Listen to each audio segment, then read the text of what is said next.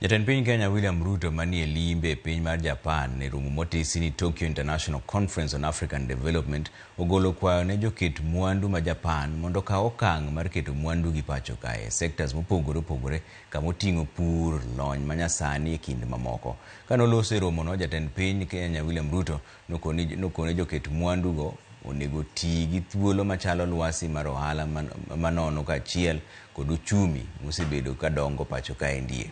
Kwan kembe joket mwandu ma Japan pacho kae ndie nyaka sani ochung'e 123 e sectors mopogore opogore kama oting'o gedo, teko e kind mamoko bende. Kwan makamano kelo keto mwandu go gi piny mar Japan pacho kae ndie nyaka $205 million. Economic partnership with Japan, anchored by very strong trade, investment and development cooperation. Japan is today Kenya's third largest source of foreign direct investment, contributing over $205 million in 2024 alone. Kenya's economic ambitions are anchored in Vision 2030 and our bottom-up economic transformation agenda. We aim to achieve up to 10% annual economic growth by 2030 and increase job creation by 1.2 million jobs every year.